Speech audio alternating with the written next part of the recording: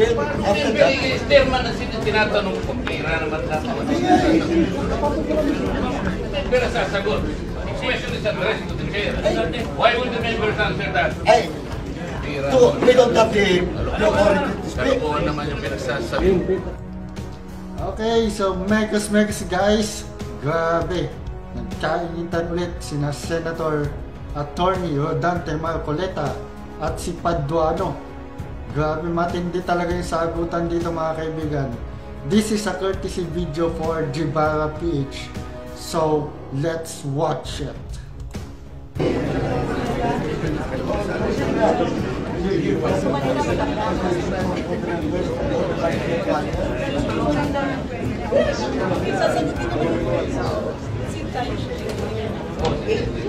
Hearing is very soon.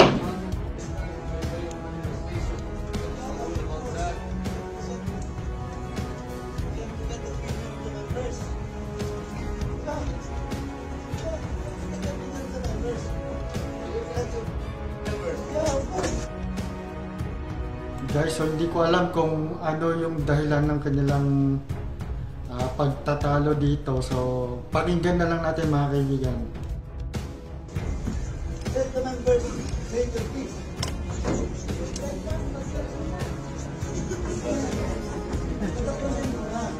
Pag tayo nagsimula, isisimula lang natin na.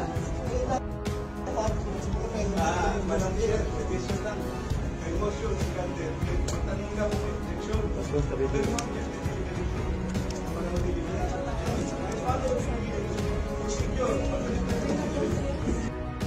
Right to the office of the President, Vice President. These questions never happened before. That is the one I'm explaining to you. It did not happen before. Now, ang tanong ko mo, bakit nangyari po nung nangyayari na naman ngayon? You may not like the person, you may not like her presence here, but you have to respect the office of the Vice President. That is all, because that is guided by the tradition. Kahapon po, kagaya po na sinabi nila, wala nang pinagtanong sa office of the President, and that is correct. That is in line with that tradition. Ngayon po, kung ang tinatanong ko ngayon, are we discarding that tradition? And is this committee authorized to discard a well-kept tradition? O kaya na, then why are we intending to ask questions na naman at pinatawag nyo na naman kung sino-sino dito? That is why, kung hindi po kayo makakasagot, madam, ang tinanong ko na sa inyo, I am now moving. Prati-pratinelo pa. Saan po kayo nakakita ng gano'n? This did not happen anytime.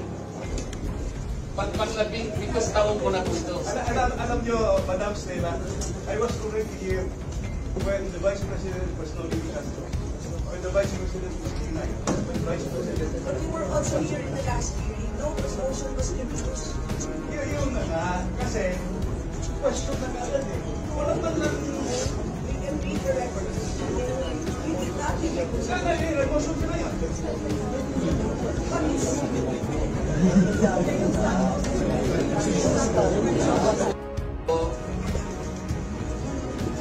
Tradisyon po natin ito eh.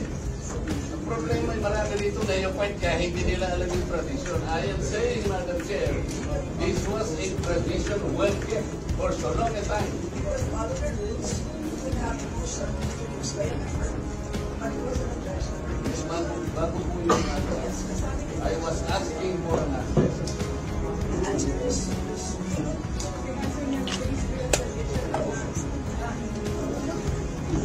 Sabi ko mayroong tradisyon, napaliwanag ko na sa inyo. Ang tinatanong ko,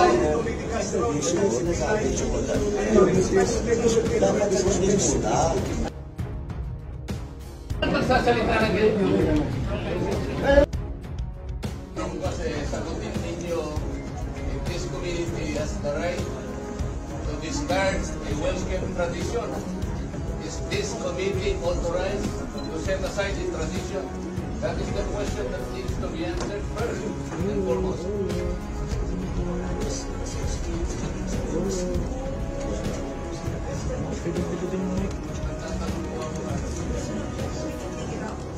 Incidental lang. Oo, incidental lang.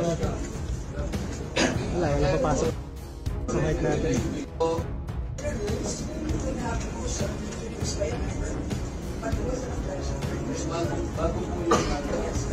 I was asking for an answer.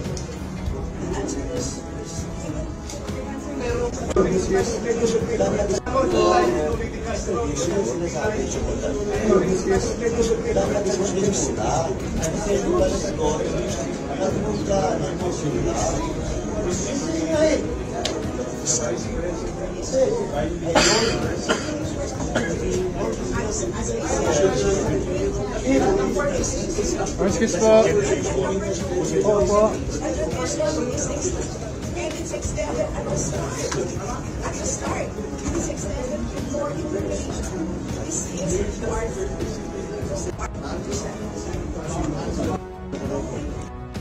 Ang nangyari, a barrage of questions that I am asking.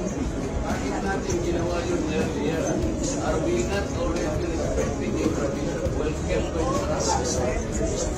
Hindi nga pinagtatanong siya. Pero kung pratidila, whatever, that is disrespect to the office of President, Vice President. Kung ano na pinagtatanong siya.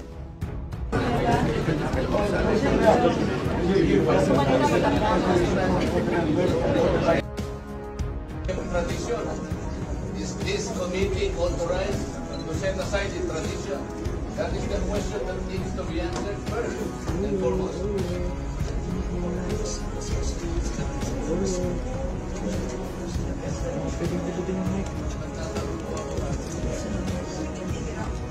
Incidental lang. Oo, incidental lang. Wala papasok sa mic natin. A long-standing, time-honored tradition. Ang tinatanong ko po, tradition po natin ito eh. Ang problema ay marami dito na yung point kaya hindi nila alam yung tradition. I am saying, Madam Chair, this was a tradition well kept for so long a time.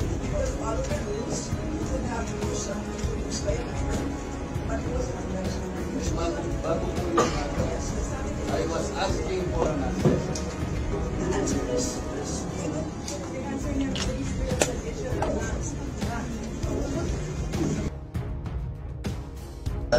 Dapat may first answer your question or your manifestation. Then after that, Chairman na tinatanong ko, kaya naman natin. Pero sasagot. The question is addressed to the chair. Why would the members answer that? hey, we don't have the authority to speak. Kalokohan naman yung pinagsasabi. Hey, why the chairman only speak? Di ba kami pwede salita? We are also member, we just the same. Alam mo yun. Alam mo yun. Can the vice chair cannot answer your query if he has to answer? Pwede. Pinag-uusapan natin ang chairman ang sasagot. No, no. Not only the chairman. Bakit magsasalita ng ganyan? Well, bakit? Hindi nang salita na kayo. Kaya naman ito record. Pwede magsalita yung iba. Hindi pwede yung chairman lang. Di ba? Di ba? Pwede mo yung dati. Sa parliamentary procedure in the House that the members cannot speak. Pwede. Di ba?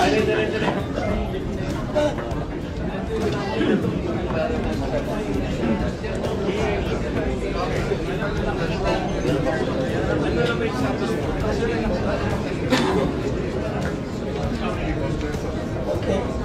Because you're the chairman ng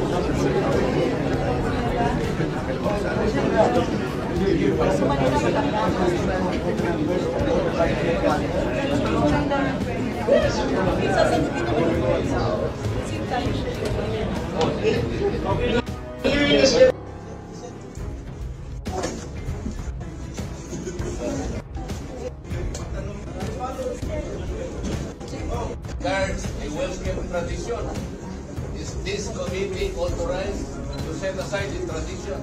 That is the question that needs to be answered first and foremost. Incidental lang. Tradition. I am saying, Madam Chair, this was a tradition well kept for so long a time.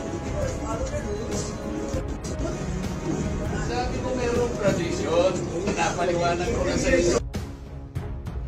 And it's extended. We are also member with just the same. Alam mo yun. Alam mo yun. Why would the members answer that? Ay, for your manifestation, then after that, Chairman ang tinatanong ko, pera naman sa pera sasagot. The question is addressed to the chair. Why would the members answer that? ay, we don't have the authority to speak. Kalokohan naman yung pinagsasabi. Hey, why the chairman only speak? Di ba kami pwede salita? We are also member with just the same. Alam mo yun. Alam mo yun. Can the vice chair cannot answer your query if he has to answer? Pwede. Pinag-uusapan natin ng chairman ang sasagot. No. It is not only the chairman. Bakit magsasalita ng ganyan? Well, bakit? Hindi ng salita na kayo. Kaya naman ito may board.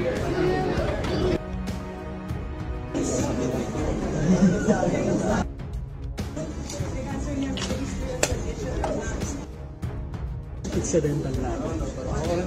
Incident.